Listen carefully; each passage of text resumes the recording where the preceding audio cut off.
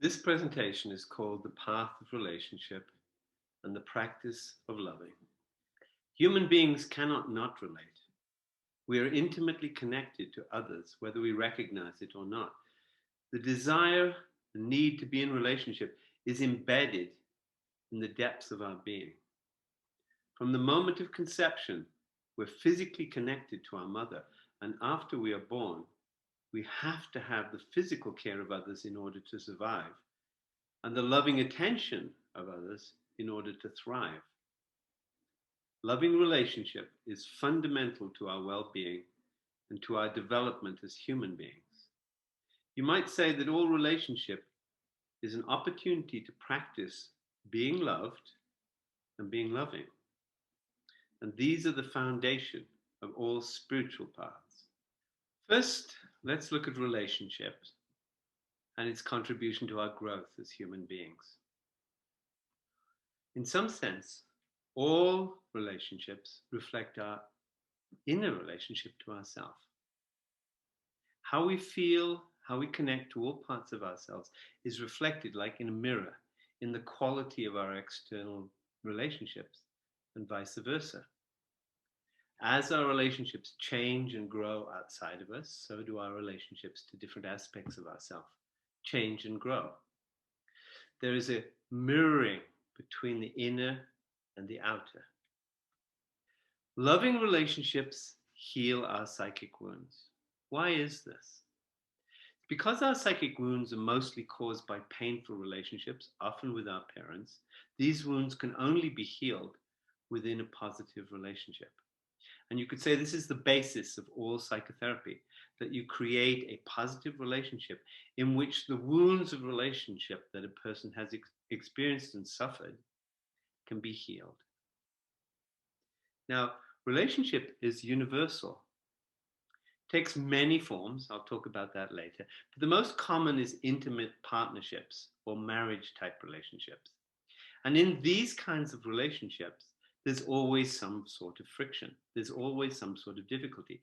You could say that power struggles is just an aspect of intimate relationships. And most people find these very difficult and often try to avoid them. But in fact, it's the friction between two individuals which kind of smooths the edges of our egos, which lets us begin to experience what it's like to have a sense of selflessness. So for most people, the relationship is the container for the development of selflessness and love, which deepens over time.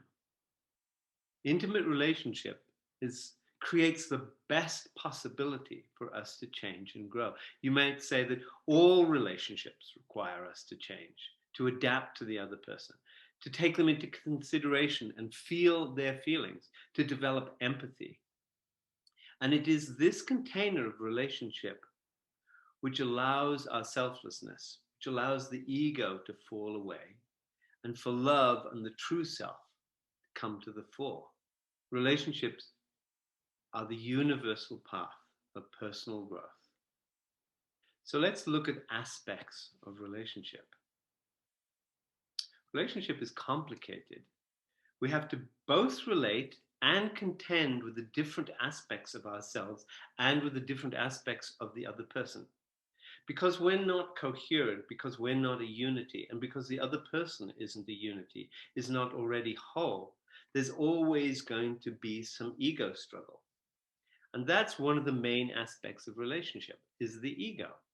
This is what you might call the personal aspects of relationship. So we mostly relate through our ego. And ego relating is about sharing and connecting and being together, working together, and being intimate, allowing the other person to see us as we truly are. And you could say that the facilitation of the ego aspects of the relationship are through conversations, through planning things together, through creating a family. But there's another aspect which can be problematic, and that's the shadow aspect of relationship. You might call this the impersonal or the instinctual aspect of relationship. The ego is the personal, the shadow is the impersonal. The shadow is about resonance. It's about the instinctual interplay of sex, physical comfort.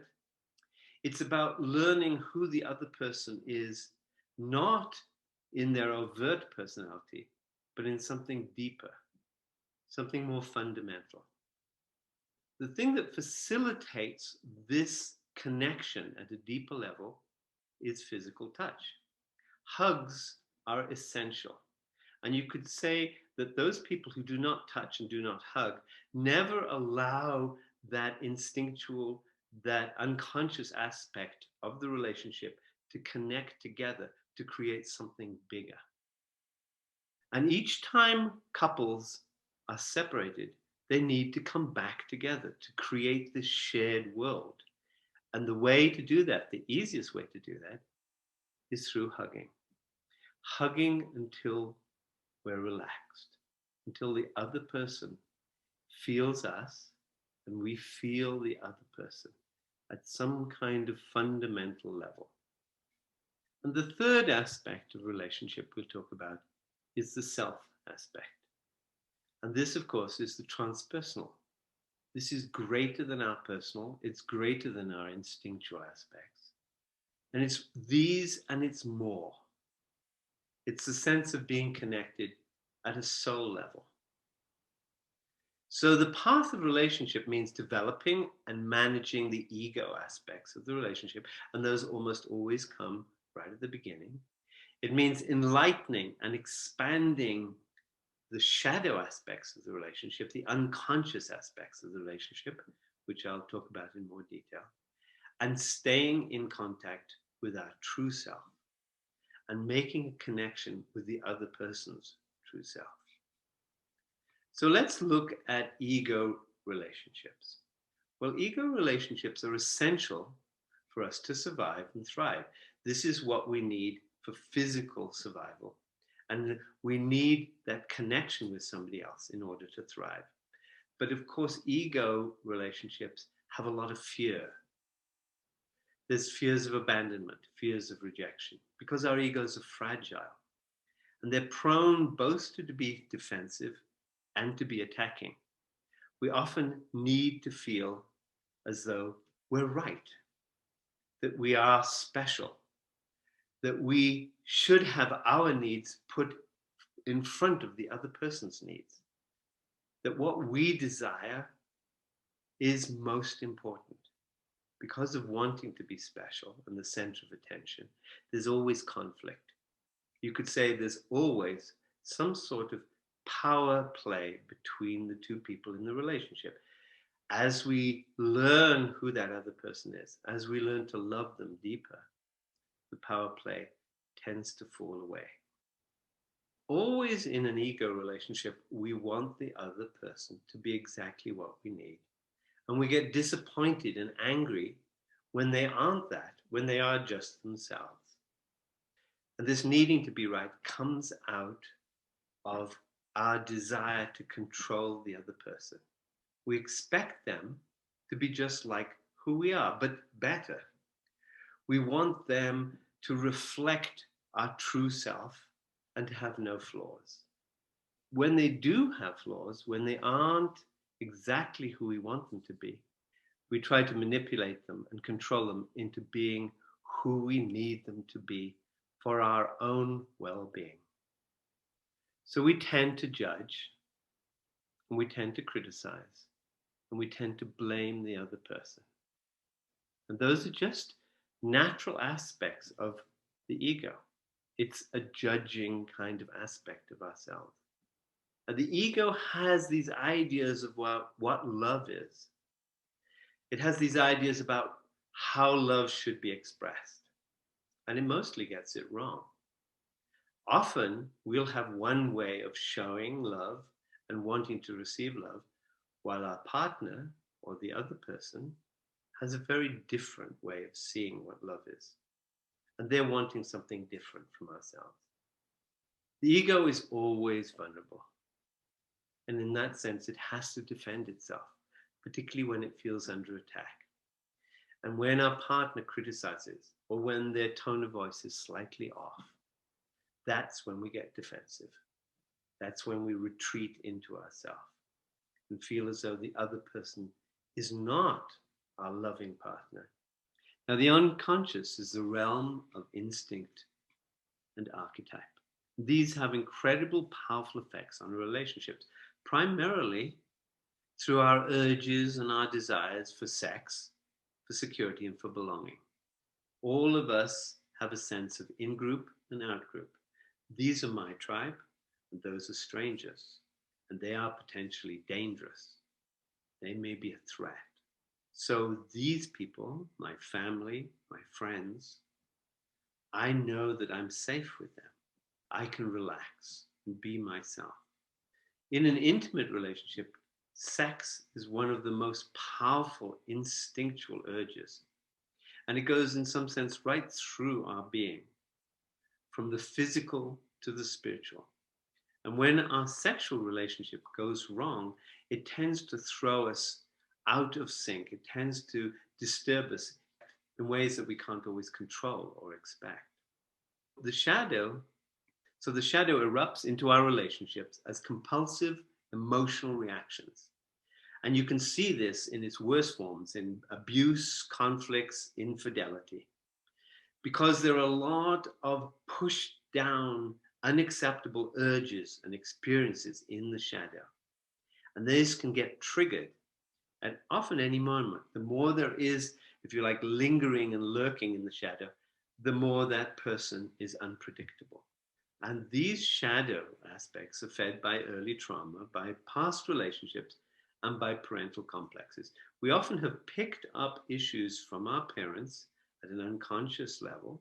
They may be around sex, they may be around love, they may be around affection, touch, all sorts of things.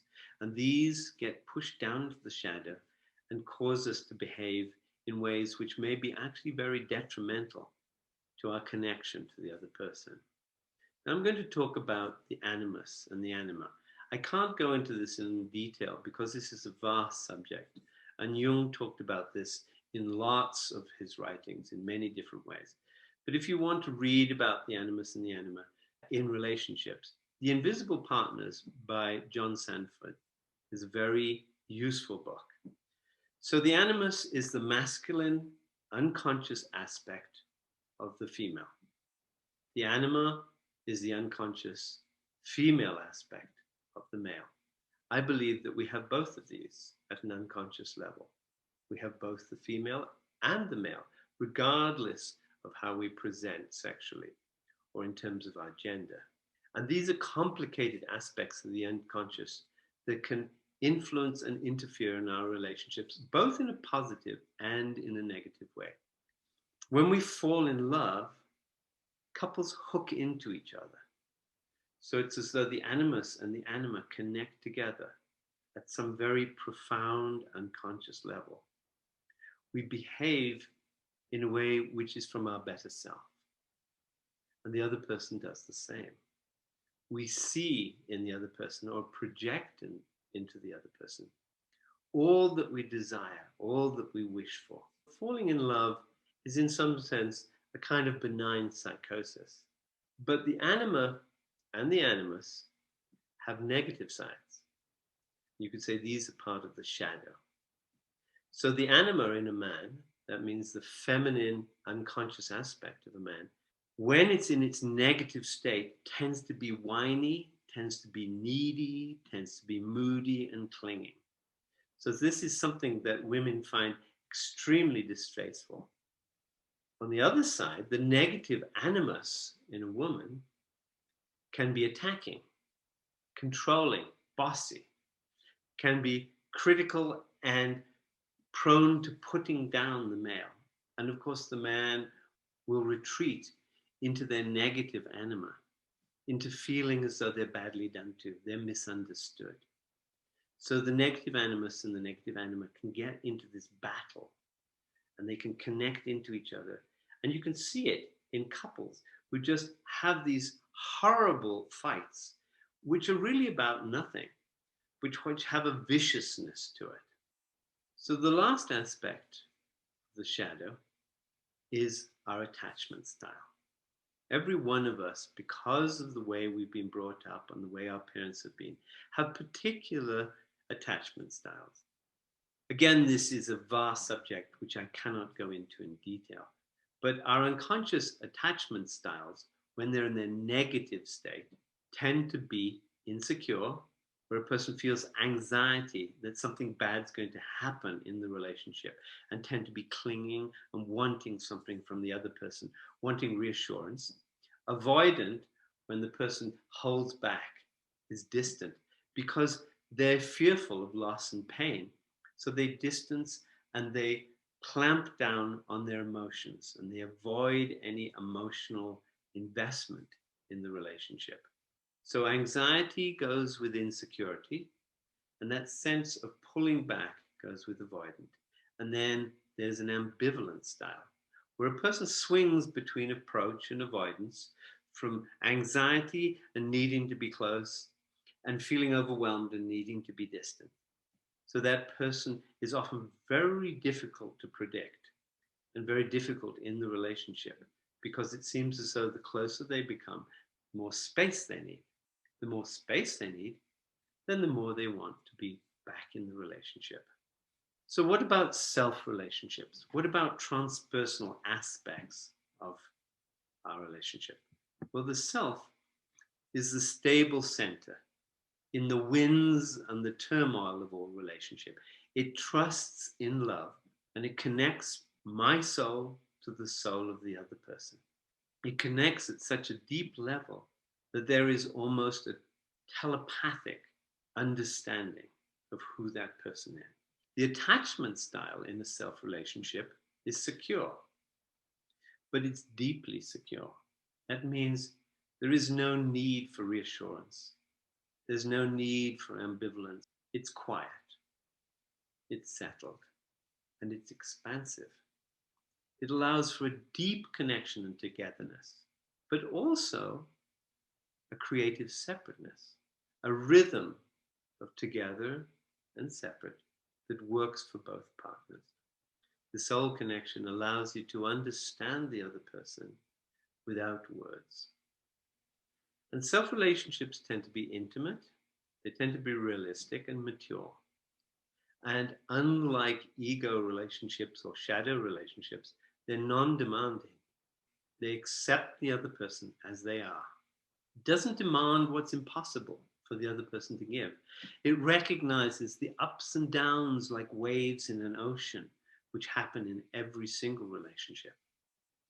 And the self relationship is a container for love, but not just a personal love, for a love that's more than personal, a love that expands into other realms, that it expands beyond the confines of the relationship into something that's more human, that's greater. Maybe love of all humanity. So, what is love? Well, love is impossible to define or capture. You could say it's a feeling, it's an attitude, it's an orientation, but primarily I believe that love is an action. It's a set of behaviors. It's things that you do from the depths of your being, from your heart. And of course, we're all obsessed with love. It's the subject of most songs, most stories, most movies. But in fact, love is really the foundation of all morality. It's the foundation of our ethics. It's the foundation of most religion. According to Karen Armstrong, compassion and love are the essence of a just society and of all religions. So it's the force behind tolerance, generosity, empathy, acceptance. She started an organization called the Charter for Compassion. And in this charter, she says, we urgently need to make compassion a clear, luminous, and dynamic force in our polarized world. Born of our deep interdependence, compassion is essential to human relationships and to a fulfilled humanity. It is the path to enlightenment and indispensable to the creation of a just economy and a peaceful global community. Love is compassion. Compassion is love. Love requires an open heart. We have to learn to open the doors of our heart and to practice loving on a day-to-day basis. We can't close down in the face of injustice. We can't give in to judgment and into the projections that others have of us. Because love is a verb. Love is something that we need to do. First of all, we do it to those closest to us in our primary relationships.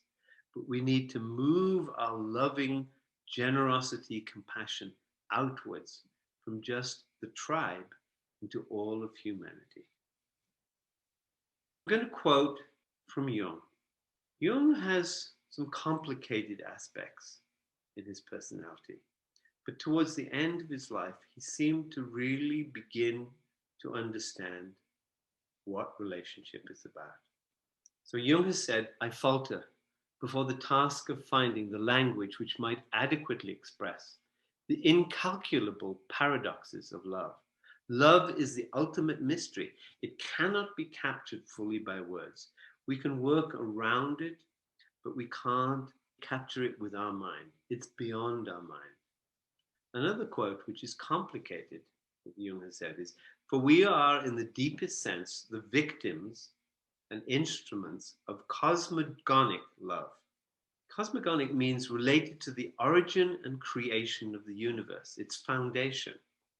So he's talking about love as a force that makes the world go round, the glue that holds the universe together, not just a personal experience or feeling. And he goes on to say, being apart, man cannot grasp the whole. He's at its mercy. Love is his light and his darkness, whose end we cannot see. So what kind of types of love are there? Well, the Greeks named 4 different most important kinds of love. The first is eros. This is erotic, romantic, passionate love. It's often the entry point for the healing of our relationship wounds, that we fall in love, and through that love, we're connected to another person, and we begin to invest and commit to that relationship. Falling in love causes us to be fearless and to act from our better self. So eros is not just about sex. It's not just about physical connection. It's about some deeper, passionate connection which goes beyond our small self. The second kind of love that the Greeks talked about is philia. This is deep friendship. You may know that Philadelphia means the city of brotherly love, because philia is brotherly love. In the Celtic Irish Christian tradition, particularly the monastic tradition, there was something called anam cara. What that means is a soul friend, a friend of the deepest part of our heart. And your anam cara, particularly if you're in a monastery, was your spiritual brother. That person, male or female, was there to make sure that you stayed in your spiritual path. So philia also includes the sense of a spiritual responsibility for that other person. The next aspect of love, type of love, is storge. That's familial loyalty, it's affection, it's caring. It's the kind of deep caring that we have for our family, that a mother has for her child. So we're connected by blood and by familiarity to our family. And we're geared to protect children.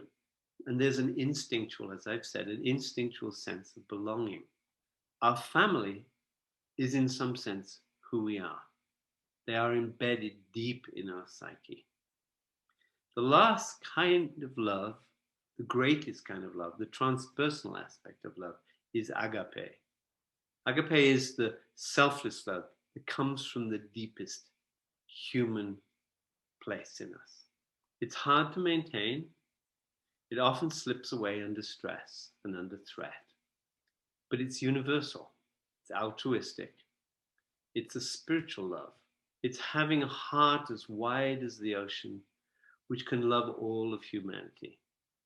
And that's why Mahatma Gandhi was called Mahatma, which means big soul, because his love could include everyone. So, what about the practice of loving? How do we practice being a more loving person? We have to start by accepting and valuing our whole self. Love always begins at home. Do unto yourself as you would do unto others. Don't do unto yourself as you would not do unto others. That's the golden rule in reverse. Loving others is about accepting ourselves as we are, first and foremost. We need to hold an intention to be tolerant, to be connected, present, to be loving. It's a practice. Love is something you do. It requires effort. It requires forming good habits. At its most fundamental level, it's being respectful, saying please, saying thank you.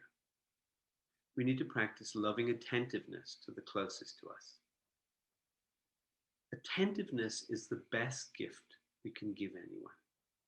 When we're present and with somebody, when they know and can feel that we're there, when we're hugging with the whole of our being, when we're not distracted, when we're not on automatic, it's as though some magic happens between you and the other person. So we need to do spontaneous, selfless acts for others. We need to be thoughtful. Love is being thoughtful. It's knowing what the other person needs. It's knowing what they enjoy. It's not giving them gifts which are so odd and outlandish they just don't understand it, because you don't understand who they are. So love is spontaneous, it's selfless, and it's giving. We need to be grateful, appreciative, and particularly generous. Generous means quick to forgive. It means letting things go. It means giving of ourselves, of showing up and being who we are, being in our heart, not stingy, not feeling as though things are being taken away from us, but as though there's plenty for us to give. The practice of loving is as simple as smiling. It's as simple as giving the gift of attention to a stranger on the street. It's of engaging with somebody just because we can.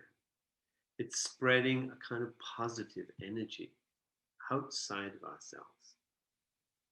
It's not hiding. So we allow others to see who we really are. We're not putting up a false front, a persona. And we're letting go of what others think of us in order that we can be who we are and love who we are and love others as they are. Love requires that we hold our boundaries. It's not just about giving ourselves away totally. Yes, we can turn the other cheek, but we have to know that we're not going to do that without a real sense of where the limits of that is. We can't extend ourselves beyond our personal capacity. We have to be honest and true to ourselves. We can't pretend to love. So let me finish with a quote from Rumi. This is from a longer poem called The Sunrise Ruby. In the early morning hour, just before dawn, lover and beloved awake and take a drink of water. She asks, do you love me or yourself more? Really, tell me the absolute truth. He says, there's nothing left of me. I am like a ruby held up to the sunrise. Is it still a stone or a world made of redness? It has no resistance to sunlight. The ruby and the sunrise are one.